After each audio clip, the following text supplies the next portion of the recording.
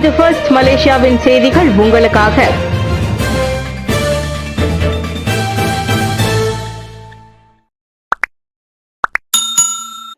தென்கொரியாவின் புதிய அமைச்சர் தேர்வு.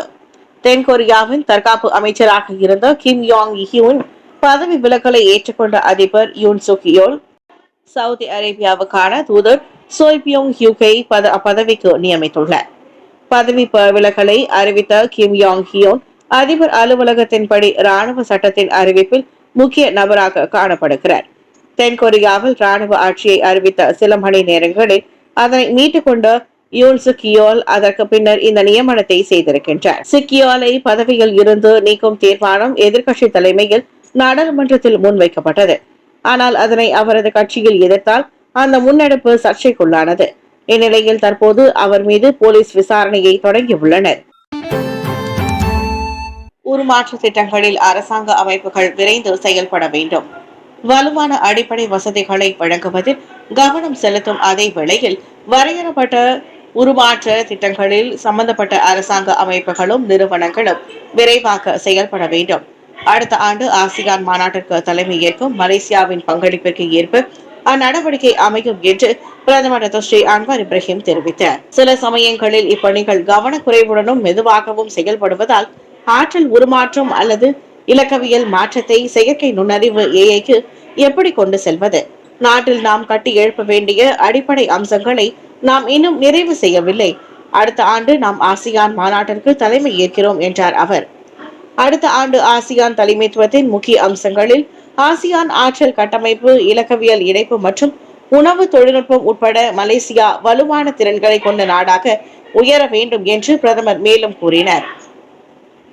இதனிடையே மை டிஜிட்டல் ஐடி மற்றும் இரண்டாவது 5G கட்டமைப்பு ஆகிய 2 தேசிய இலக்கவியல் முன்முயற்சிகளை செயல்படுத்துவதில் ஏற்பட்ட தாமதத்திற்கு பிரதமர் அன்வார் இப்ராஹிம் வருத்தம் தெரிவித்தார். கிரேன் தவறி விழுந்து இந்தோனேஷிய தொழிலாளர்கள் 2 பலி. புத்ரஜயாவின் பிரசன்ட் ஏட்டில் உள்ள ஊழியர்களுக்கான தங்கும் விடுதி கட்டிடத்தில் கிரேன் தவறி விழுந்த சம்பவத்தில் சாயம் பூசும் பணியில் ஈடுபட்டிருந்த இந்தோனேஷிய தொழிலாளர்கள் 2 உயிரிழந்தனர். மேலும் ஒருவர் படுகாயம் அடைந்தார். காலை மணி 9:20 அளவில் கட்டடத்திற்கு சாயம் பூசுவதற்காக கிரேனின் மேல் தளத்தில் அம்மூவரும் நின்று கொண்டிருந்த வேளையில் பயன்படுத்தப்பட்ட கிரேன் கவிழ்ந்து கீழே விழுந்துள்ளது.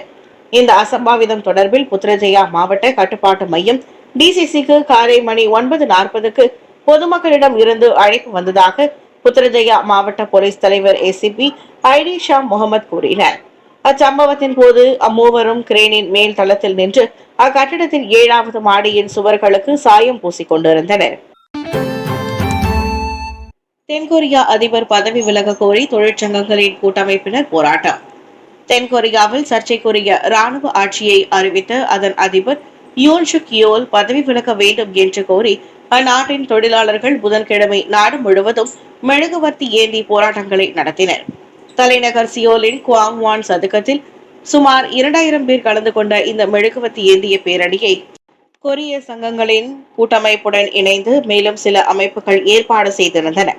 யூன் சுக் யோலை போராட்டக்காரர்கள் கடுமையாக விமர்சித்ததோடு அவர் உடனடியாக பதவி விலக வேண்டும் என்றும் வலியுறுத்தி வருகின்றனர். குவாங்ஜூ நகரில் நடந்த போராட்டத்தில் சுமார் 1000 பேர் கலந்து கொண்ட வேளையில் சன்சியோன்சு, சுயோசு மற்றும் சியோலை சுற்றி பல இடங்களில் மக்கள் தங்களின் எதிர்ப்பை மறியல் மூலம் வெளிப்படுத்தினர்.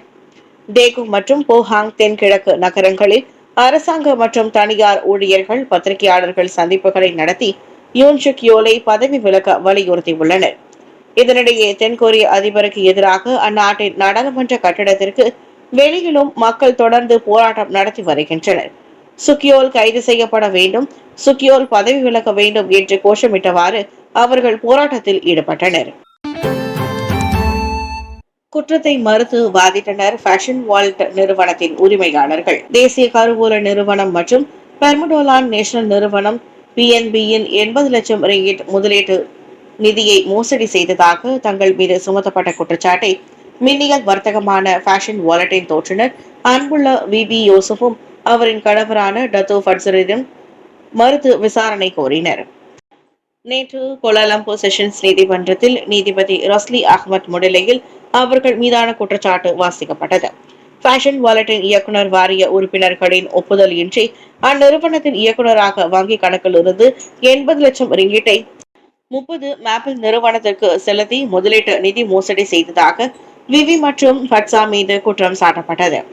கடந்த 2018ஆம் ஆண்டு ஆகஸ்ட் 21ஆம் தேதி புகித் தாமன் சராவில் உள்ள பப்ளிக் பேங்க் வங்கியில் அவர்கள் அக்குற்றத்தை புரிந்ததாக குற்றம் சாட்டப்பட்டனர்.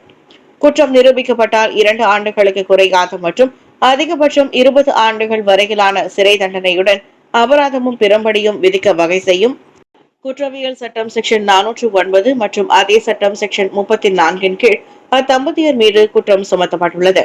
தங்கள் மீதான ஒவ்வொரு குற்றத்திற்கும் தனித்தனியே 1 லட்சம் ரிங்கிட் மற்றும் தனிநபர் ஒருவரின் உத்தரவாதத்தின் பேரில் அத்தம்பதியரை ஜாமீனில் விடுவிக்க நீதிபதி அனுமதி அளித்தார். மேலும் மாதத்தில் முதல் வாரத்தில் கோலாலம்பூர் SPRM அலுவலகத்திற்கு கையெழுத்திட வேண்டும் என்ற கூடுதல் நிபந்தனையும் விதிக்கப்பட்டுள்ளது. அதோடு தங்களின் கடப்புதலை நீதிமன்றத்தில் ஒப்படைக்க வேண்டும் என்றும் குற்றம் சாட்டப்பட்டவர்கள் எந்த வகையிலும் சாட்சியை தொந்தரவு செய்யக்கூடாது என்றும் அவர்களுக்கு நீதிமன்றம் நினைவுறுத்தியது. இவ்வழக்கிற்கான மறு செவிமடுப்பு அடுத்த ஆண்டு ஜனவரி 22ஆம் தேதிக்கு ஒத்திவைக்கப்பட்டது. அடித்தட்டு மக்களுக்கும் பயனளிக்கும் வரவு செலவு திட்டம் பொருளாதார வளர்ச்சிக்கு ஊக்குவிப்பாக மட்டுமல்லாமல் அடித்தட்டு மக்களுக்கும் அதன் பலன்களை சென்றடைவதை உறுதி செய்வதையும் நாட்டின் வரவு செலவு திட்டம் மற்றும் மேம்பாட்டு கட்டமைப்பு நோக்கமாக கொண்டுள்ளது. வரவு செலவு திட்ட கட்டமைப்பும் நாட்டின் வளர்ச்சியும் சமநிலையில் இருக்க வேண்டும். அதோடு வளர்ச்சிக்கான ஊக்குவிப்புகளை வழங்கி முதலீட்டை ஈர்ப்பது உட்பட அதன் நன்மைகள் தேவைப்படுவோரை சென்றடைவது உறுதி செய்யப்பட வேண்டும் என்று பிரதமர் ஸ்ரீ அன்வார் இப்ராஹிம் தெரிவித்தார். இலக்கவியல் உருமாற்றமும் ஆற்றலும் அனைத்து நிலை மக்களுக்கும் பயனளிக்க வேண்டும் என்று பிரதமர் கூறுகிறார். எனவே அதிக லாபத்தை பதிவு செய்யும் வங்கிகள் போன்ற நிறுவனங்கள் வேலை செய்யும் வறிய நிலையில் உள்ள மக்களை மதிப்பிட வேண்டும் என்று டாக்டர் ஸ்ரீ அன்வார் பரிந்துரைத்தார்.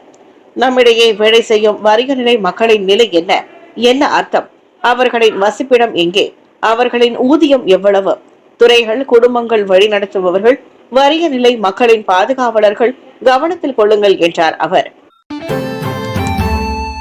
தெக்கூன் வியாபார நிதியுதவி இந்திய வணிகர்கள் திரளாக கலந்து கொள்ள குணராஜ் அழைப்பு.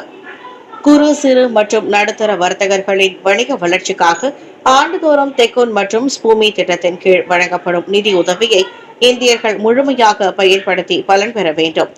குறு சிறு வணிகமாக இருந்தாலும் அவர்களும் தங்களின் துறையில் தங்கு தடையின்றி மிளிர வேண்டும் என்பதற்காக தெக்கூன் மற்றும் ஸ்பூமி திட்டத்தின் கீழ் 5 கோடி ரிங்கிட் நிதி ஒதுக்கப்பட்டுள்ளது.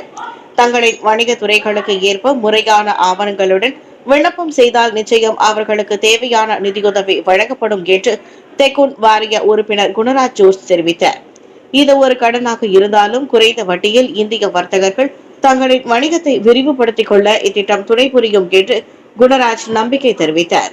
10,000 முதல் 1 லட்சம் ரிங்கிட் வரையில் இத்திட்டத்தில் கடனுதவி வழங்கப்படுகிறது. அதே வேளையில் விண்ணப்பித்த உடனே 1 லட்சம் ரிங்கிட் கடனுதவி கிடைக்காது. மாறாக முதன்முறையாக வணிகத்தை தொடங்குபவர்களுக்கு விண்ணப்பித்த பணத்தை காட்டிலும் குறைவான தொகையை கிடைக்கப்பெறும். மாதந்தோறும் முறையான பணத்தை திரும்ப செலுத்தினால் அடுத்த முறை விண்ணப்பிக்கும் போது முழு தொகை கிடைப்பதற்கு வாய்ப்பு உள்ளது என்று அவர் கூறினார். அதே வேளையில் இக்கடனுதவியை பெற எவ்வாறு விண்ணப்பிப்பது என்பது தெரியாமல் இன்னும் பல இந்திய வர்த்தகர்கள் பெரும் சவால்களை எதிர்நோக்கி வருகின்றனர். இதனால் இவ்வாண்டு ஒதுக்கப்பட்ட நிதி இன்னும் நிறைவு பெறாமல் உள்ளது. இதனால் அடுத்த ஆண்டு அரசாங்கத்திடம் இருந்து கூடுதல் நிதியை பெறுவதற்கும் தமது தரப்பால் விண்ணப்பிக்க முடியாது என்று குணராஜ் விவரித்தார். எனவே தெக்கூன் வியாபார நிதியுதவி குறித்த விளக்க கூட்டம் ஒன்று இந்தியர்களுக்காக சிறப்பாக ஏற்பாடு செய்யப்பட்டுள்ளதாக அவர் தெரிவித்தார்.